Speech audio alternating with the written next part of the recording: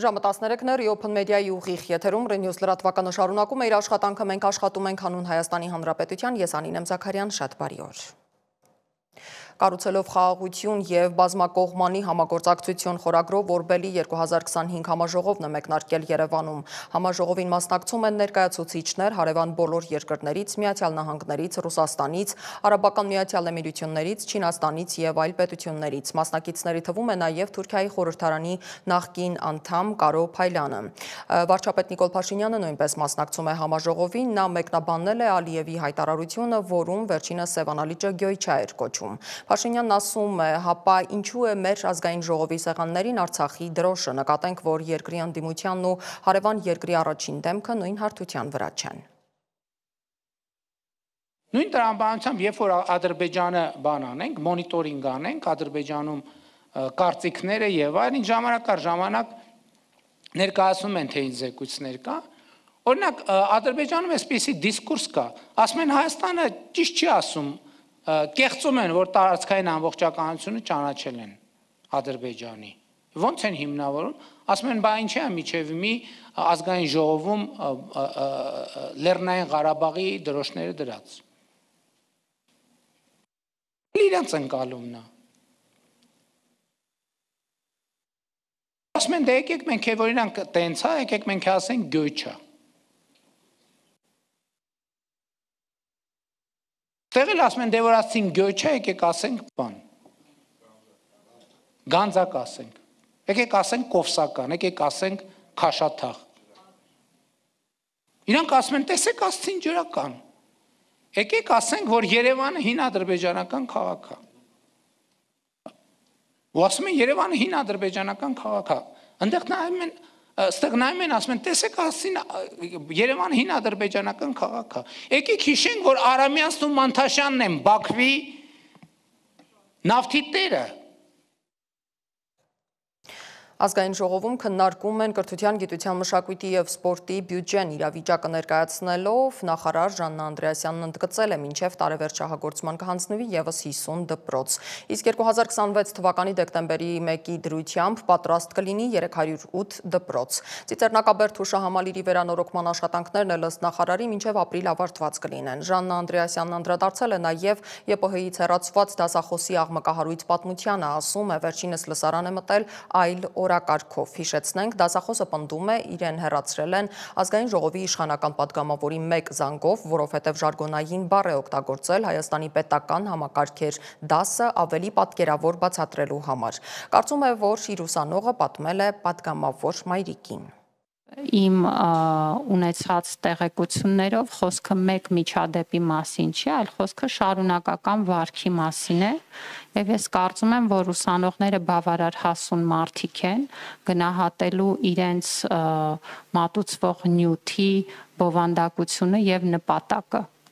Եվ ամենևին չեմ կարծում, որ կարելի է հեշտությամբ մանիպուլացնել մեր սովորողներին։ Եվ չեմ կարծում, որ դասախոսները պետք է զբաղվեն դրանով։ Գեղարքունիքի մարզպետի աշխատակազմի նախաձեռնությամբ խնամակալության և հոգաբարձության մարմինը հրատապ նիստ է հրավիրել քննարկելու 3-ամյա Տիգրանի ծնողներին ծնողական իրավունքից զրկելու և երեխաների հետագա խնամքի հարցը։ Մարզպետարանի աշխատակից Մամիկոն Գալոյանը News-am-ին հայտնել է, որ նիստին կմասնակցեն երեխաների պաշտպանությամբ զբաղվող բոլոր կազմակերպությունների, դպրոցի, ոստիկանության, միասնական սոցիալական ծառայության ներկայացուցիչները։ Օրակարգում է նաև երեխաների հետագա խնամքի հարցը։ Սերբիայի նախագահ Ալեքսանդր Վուչիչը ցուցարարների պահանջով հայտարարել է արտահերթ խորհրդարանական ընտրությունների մասին։ Սերբիայում բողոքի ցույցերը վերսկսվել են 2024 թվականին Նովի Սադի երկաթուղային կայարանում 16 մարդու կյանք խլած տանիքի փլուզման տարելիցի օրը։ Միջուկային փորձարկումները վերսկսելու մասին Դոնալդ Թրամփի հրամանից Միացյալ Նահանգները սկսում է միջուկային մարտագլխիկ կրելու ունակ, բայց դրանով չհագեցած միջմայրցամաքային բալիստիկ հրթիռի առաջին փորձարկումը։ Ուկրաինական դրոնները Ռուսաստանի խորքում նավթաքիմիական գործարանի են հարվածել։ Միջազգային լրահոսին հետևում է իմ գործընկեր Դավիթ Կենջոյանը։ Պակիստանի եւ Աֆղանստանի պաշտոնյաները հինգշաբթի կհանդիպեն Ստամբուլում վերջին տարիների ամենասուր սահմանային բախումներից հետո հրադադարի համաձայնագրի մանրամասները համաձայնեցնելու համար։ Թուրքիա եւ Կատարի միջնորդությամբ ընթացող բանակցությունները նպատակ ունեն ստեղծել կայուն խաղաղության եւ կայունության հասնելու մեխանիզմ։ Հակամարտությունը, որը 2021 թվականին Թալիբանի իշխանության գալուց ի վեր ամենալուրջն է, պայմանավորված է Պակիստանի մեղադրանքով, որ Աֆղանստանը պակիստանյան Թալիբանի զինյալներին ապաստան է տալիս, ինչը Քաբուլը հերքում է։ Դոնեցկի մարզի Պոկրովսկ քաղաքի համար պայքարը թեժացել է, քանի որ ռուսական ուժերը պնդում են, որ առաջ են շարժվում գրեթե ամբողջությամբ շրջապատված տրանսպորտային հանգույցի ներսում։ Ռուսաստանը կիրառում է փոքր ներթափանցող խմբեր եւ դրոններ, ուկրաինական մատակարարման գծերը խաթարելու եւ պաշտպանությունը թուլացնելու նպատակով։ Չնայած Ուկրաինայի նախագահ Վոլոդիմիր Զելենսկին հաստատում է կատաղի մարտերի փաստը, նրա զինվորականները հայտնում են ռուսական տասնյակ գրոհներ հաջողությամբ հետ մղելու մասին, ընդգծելով հակասական տեղեկությունները։ Քաղաքի գրավումը Ռուսաստանի համար կլինի կարևոր մարտավարական եւ քարոզչական հաղթանակ, Դոնբասն ամբողջությամբ նվաճելու իր արշավի շրջանակում, սակայն վերլուծաբանները նշում են, որ Սլովյանսկն ու Կրամատորսկը մնում են Ուկրաինայի ամենակենսունակ հենակետերը տարածաշրջանում։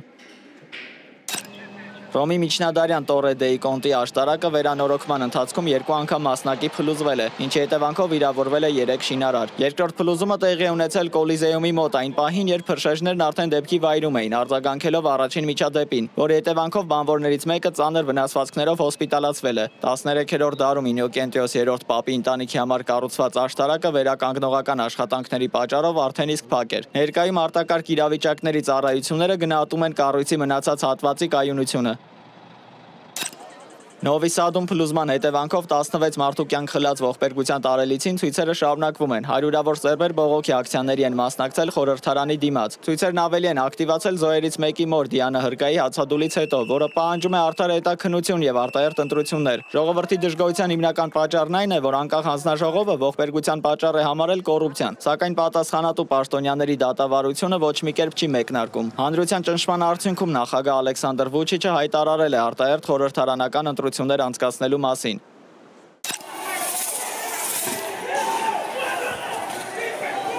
Մեքսիկայում զանգվածային բողոքի ցույցերի եւ ոստիկանության հետ բախումների պատճառ է դարձել Ուրուապանի քաղաքապետ Կառլոս Մանսոյի սպանությունը, որը հայտնի էր կազմակերպված հանցագործության դեմ իր պայքարով։ Նա սպանվել է Մեռյալների օրվա տոնակատարության ժամանակ։ Ի պատասխան Մեքսիկայի նախագահ Կլաուդիա Շեյնբաումը դատապարտել է սպանությունը եւ հավաստիացրել, որ պատասխանատուներին գտնելու համար իրականացվում է լայնածավալ հետաքննություն, որի շրջանակում արդեն իսկ կան մեծ թվով ձերբակալվածներ։ Դավիթ Գենջոյան, Open Media։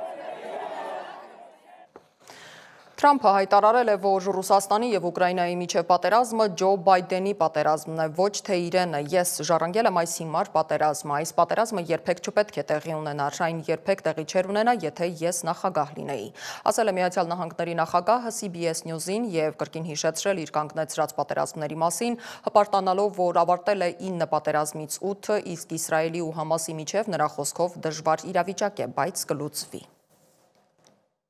Այս խաղաղասիրական հայտարարությունների ֆոնին Միացյալ Նահանգները շարունակում է հարվածային ուժեր կուտակել Վենեսուելայի ափերի մոտ։ Բազմաթիվ լրատվամիջոցների եւ Պենտագոնի տվյալներով Միացյալ Նահանգները պատրաստվում է ռազմական բախման Վենեսուելայի եւ նրա նախագահ Նիկոլաս Մադուրոյի հետ։ Դոնալդ Թրամփը հետևողականորեն պնդում է, որ իր կռիվը թմրամիջոցների կարտելների դեմ է, ոչ թե Վենեսուելայի կամ Կոլումբիայի։ Սեպտեմբերից ի վեր Միացյալ Նահանգների բանակի ստորաբաժանումներ են տեղակայում Կարիբյան ավազանի տարածաշրջանում, հիմնականում Սան Խուանի, Պուերտո Ռիկոյի եւ Գուանտանամոյի ծոցի ռազմակայաններում։ Այս ուժերը ներառում են մի քանի տորմիղներ, ժամանակակից F-35 կործանիչներ ու նորագույն մարտական անօդաչու թռչող սարքեր։ Մեջբերեմ, սա ընդամենը ուժի ցուցադրություն է։ Մադուրոն պետք է հասկանա, որ Միացյալ Նահանգները պատրաստ է անհրաժեշտության դեպքում պատերազմ սկսել Վենեսուելայի հետ։ Պատերազմ, որում Վենեսուելան անպայման կպարտվի, նրա բանակը զգալիորեն ավելի թույլ է, հայտարարել է անվտանգության փորձագետ Պիտեր Նոյմանը։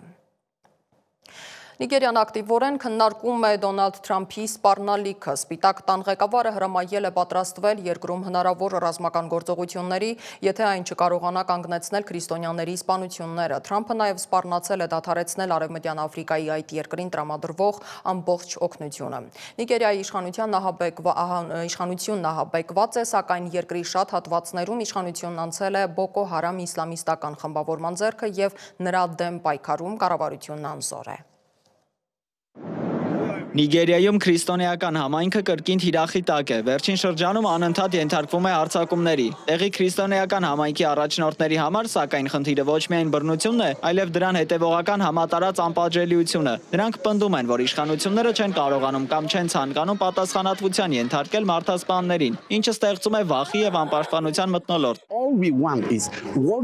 Մեր միակ հարցն այն է, թե ինչ եք անում սպանություններ գործած մարդկանց հետ։ Սա է մեր մտահոգությունը։ Ոչ ոք չի կարող ժխտել, որ մինչ օրս սպանվածներից շատերի համար մենք դեռ ցավ ենք ապրում։ Բայց հարցն այն է, թե ինչ եք անում այն մարդկանց հետ, որոնք սպանել են մեր սիրելիներին։ Անպատժելիության մթնոլորտի հետևանքով զինված խմբավորումները անարգել հարձակվում են նույնիսկ եկեղեցիների վրա, աղոթքի ժամանակ։ Նման հարձակումների ականատեսների պատմությունները փոխանցում են այն սարսափը, որի միջով անցնում են սովորական մարդիկ։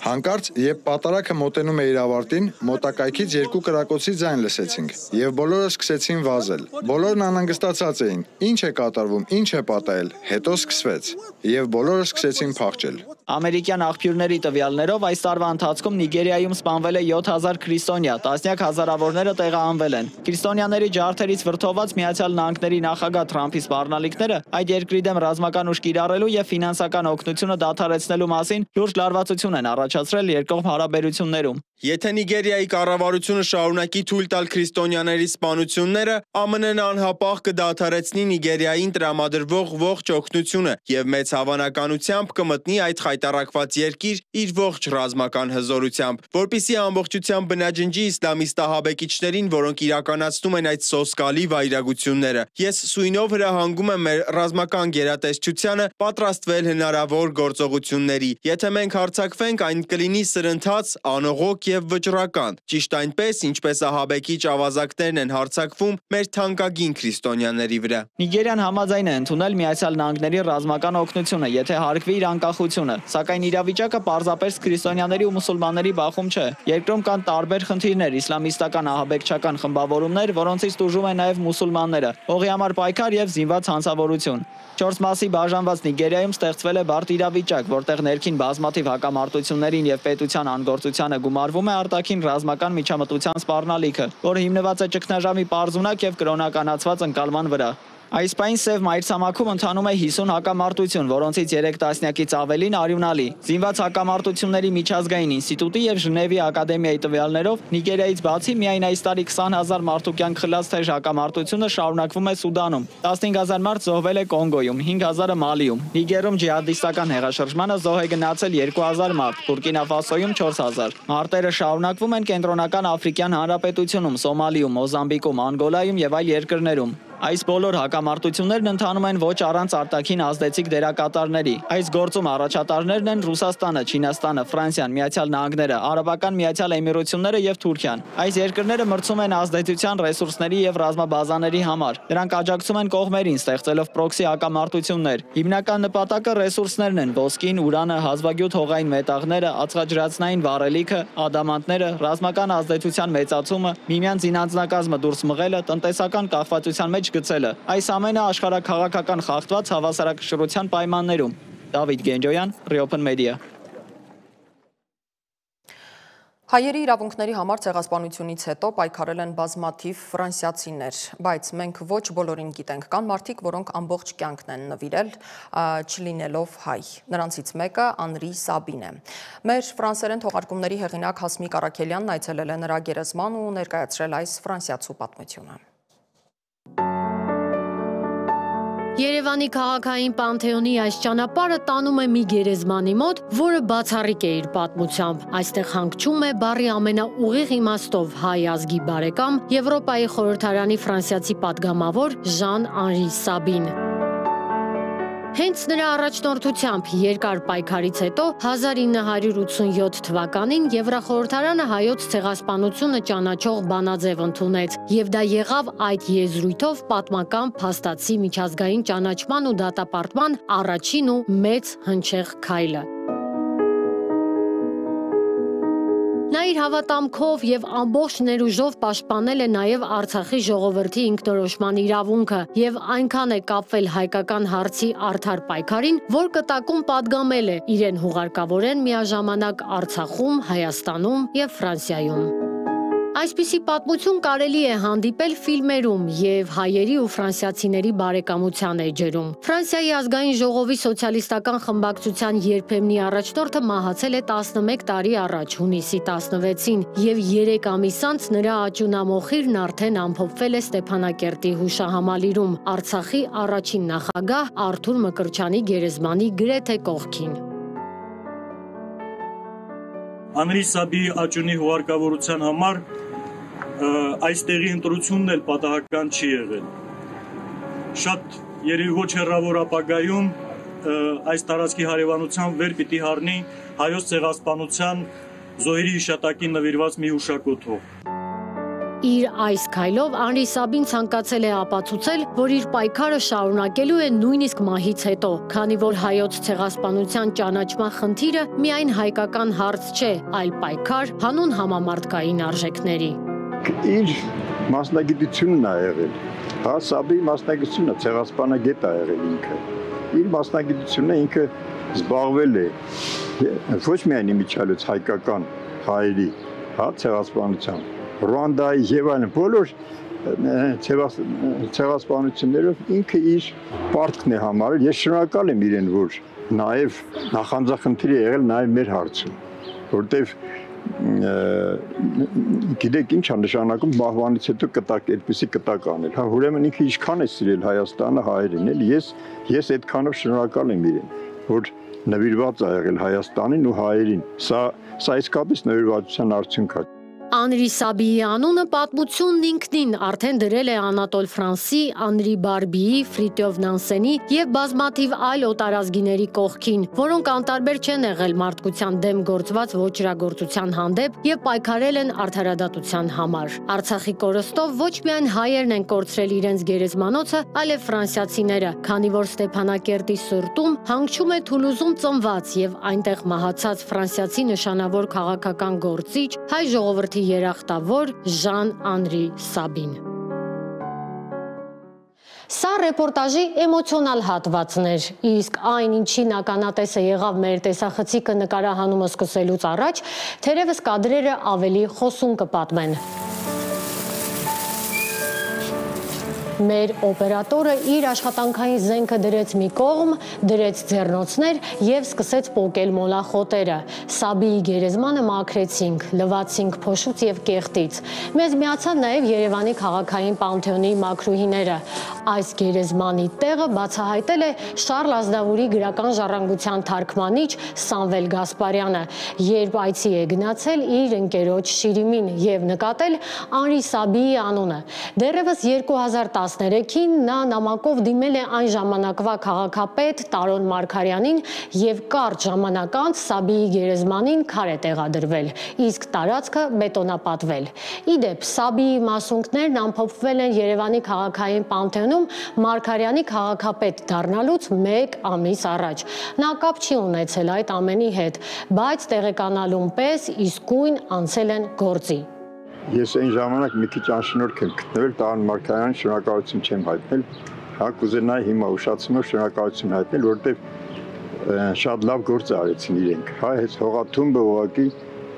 սարքեցին գերեզման, ճիշտ է համեստ, բայց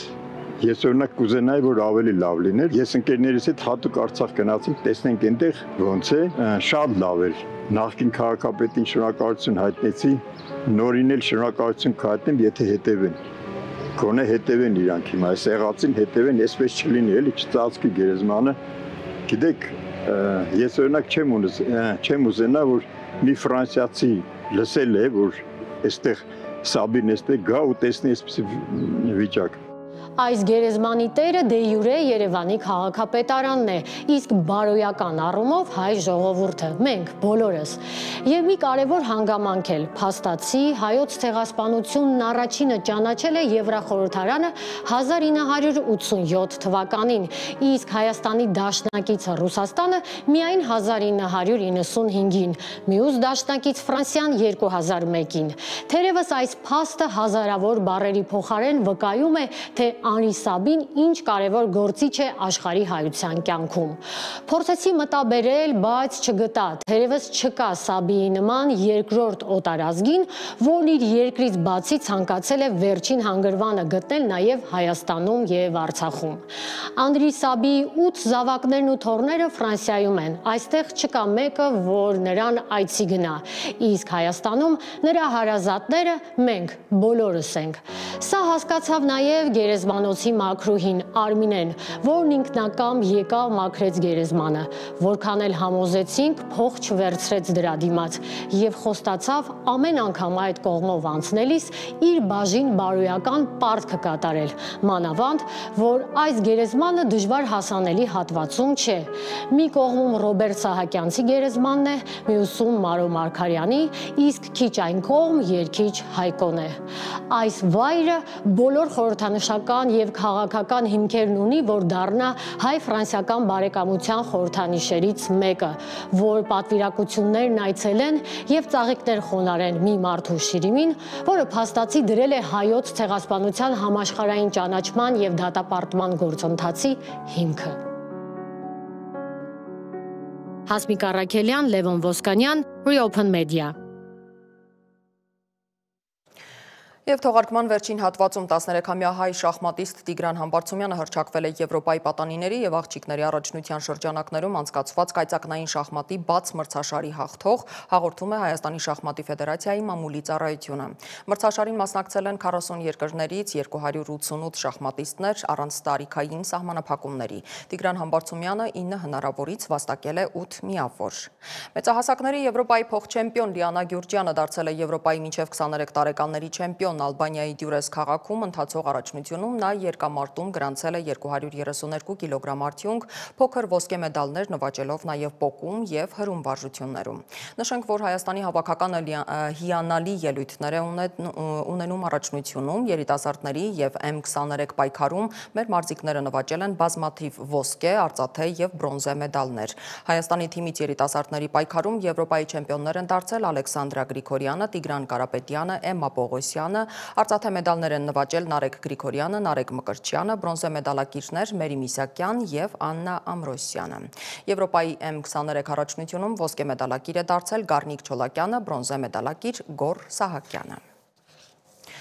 Այսքանը հիշեցնեմ, որ մեզ կարող եք գտնել սոցիալական բոլոր հարթակներում, մենք աշխատում ենք հանուն Հայաստանի Հանրապետության, ես Անին եմ Զաքարյան, կհանդիպենք հաջորդ թողարկման ժամին 17:00-ին առայժմ։